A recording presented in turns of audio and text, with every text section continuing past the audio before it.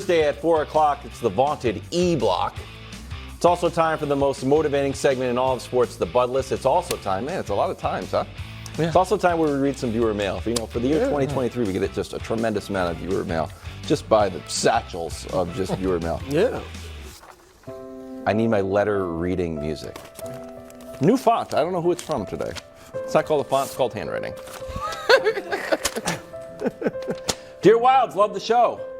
Don's birthday this weekend. Any gift suggestions on cozy clothes he can wear to watch football? Thanks, Don. Well, Don, glad you wrote again.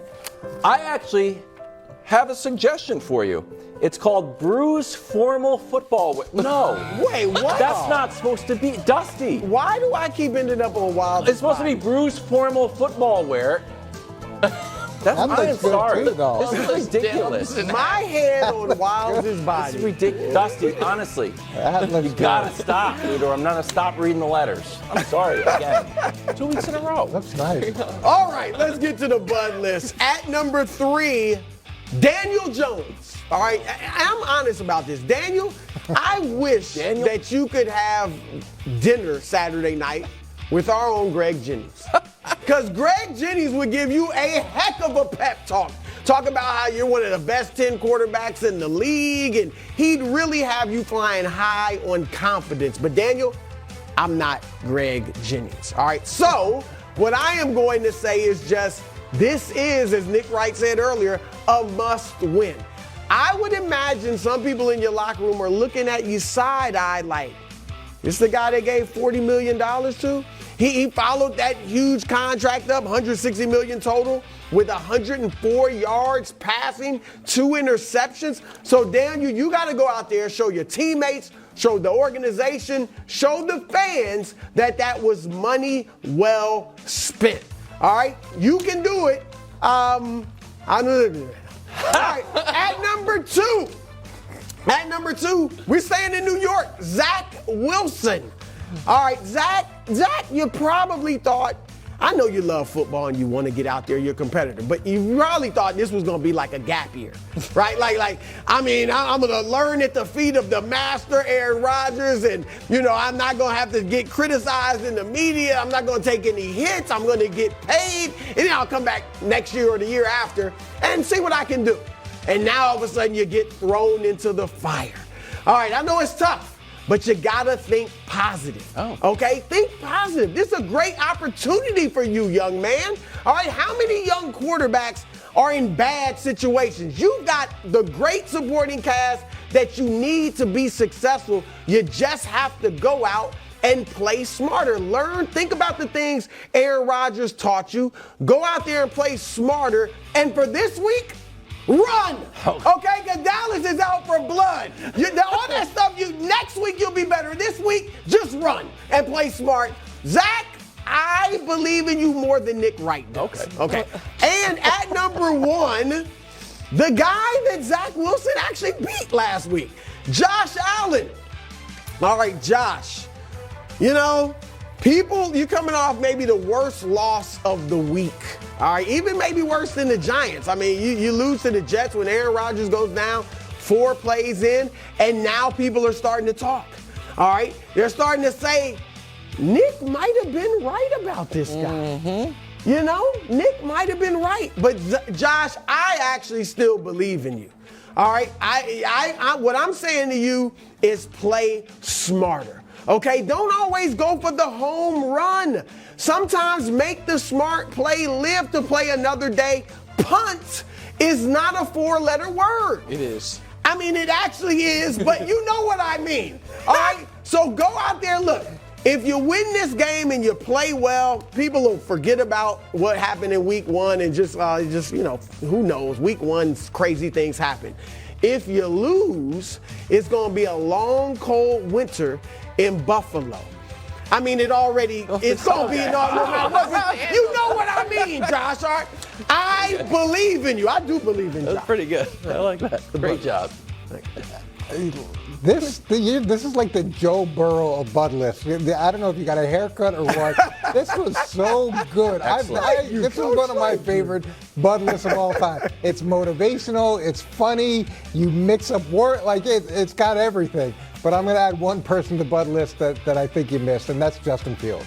And here's why I'm going to tell you Justin Fields needs to be on the list. And it starts with the fact that you traded the #1 overall draft pick.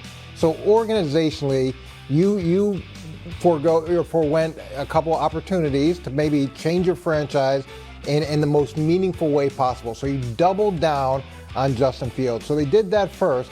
Then the second thing is they gave him a lot of weapons. And if we could bring up all the different people they added. So there's DJ Moore, Chase Claypool last year, Robert Tonyan, D'Onta Foreman, Darnell Wright. They added a ton of pieces to help support you. And now you come out, and even though you improved so much last year in every statistical category, we come out this year and really it's not what anybody expected. And you've gotta reward the organization for their belief and conviction in you and their support of you with giving you all those weapons in the offseason. That's fair. There's no doubt about it. And look, we've seen young quarterbacks go into bad situations. I mean, Joe Burrow, the people were saying he shouldn't even go there. He turned it around. At some point, you can't just blame the organization. Like you said, they did make some moves to help him out. He's got to play better. There's no question about it. Or maybe he's just going to be a mediocre quarterback. If he's going to be special, he has to start showing it. And if he's going to be mediocre, then they're going to regret having the #1 overall pick and deciding to use those resources on him. I'm going to put someone on the Bud list that I thought everyone agreed in week 1 was underwhelming. Except for the person on the right side of your screen right there. Coach, it's not your turn anymore. And the answer to that is Lamar. So Lamar Jackson in week 1. It's a W if you didn't know. It's a W. I didn't know. Brew believes in Lamar more than Lamar believes in Lamar. So Lamar in week 1 was playing rookie C.J. Stroud and the Houston Texans. And in week 1, Lamar wasn't the better quarterback. We can show it to you. You can tell me which performance you prefer. I think it's pretty clear while Lamar at least had a high completion percentage, that was about it. And you can't put this one on the receivers because Zay Flowers was tremendous in his first game as a rookie. You know who also thinks Lamar, despite getting the team victory, didn't play well? One Lamar Jackson when he wrote rusty as bleep, but thank you God, prayer hand emojis. So here is the reality of it. Is that Lamar in this football game had the fewest rush attempts he's had in any game since week 5 of 2020. Only 2 games in his whole career has he had fewer rush attempts, and those were both blowout victories, including the famous week 1 game against the Dolphins a few years back, his MVP season, where he had 59 to open the year. So is this version of Lamar Jackson going to work? Is it going to be as effective as the previous Greg Roman-led offense version that got Lamar on your trusty graphic alongside some of the greatest quarterbacks ever and Jimmy Garoppolo? So right now, you seem to be confident in it. I unfortunately am not, so I'm putting him on the Bud list. Well, I'd rather learn in a win than a loss. Yeah. All right? It was an ugly win. There's no doubt about it, but they got to work out the kinks with this new offense. You're right. Zay Flowers, I was encouraged by that. Zay Flowers is great. He looked fantastic. Lamar does, I think, Coach, have to kind of be more patient, with the pass game. He's not used to doing that. And so I think he'll gain from that. And they're going to have to work in some design runs. I do think they're going to have to mix up the offense. But overall, I think they'll be in good shape. Okay, for my Bud List edition, I'm adding Colorado State coach Jay Norvell. Jay, coach, what are you doing? You're playing Colorado and Deion Sanders. If it was me, so you know what we could do? Maybe Deion is looking past us. Maybe they're looking at USC, maybe we just fly under the radar, sneak up and surprise. Jay Norvell went the other way. Here's his quote and here's Deion's response. Take a listen. So the line is 24. Here's the thing. Deion was unrated coming in, beat TCU, you popped up to 22. Then you beat Nebraska, you're at 18. So how can you move up? By winning 24-5. Oh, that'd be odd. Yeah. By winning, 30-10. No, it's time to put a statement game and blasting Colorado State, and he's not going to let off the gas. So I know the line is 24. I see a monstrous victory. Buffalo's moved from 18 maybe up to 16 or even higher. Brew, how do you have this game? 44-17, Deion's boys, because it's personal. Okay, that's the Bud list. Coming up next, Nick's picks. Well, that's in 20 minutes. 20 minutes. I know next is not necessarily Next, we're direct. talking Mahomes' trip. Sorry, I got And I'm talking to adults. I got confused. Thanks for watching. Subscribe here to get more from the show and to check out clips from other shows on FS1.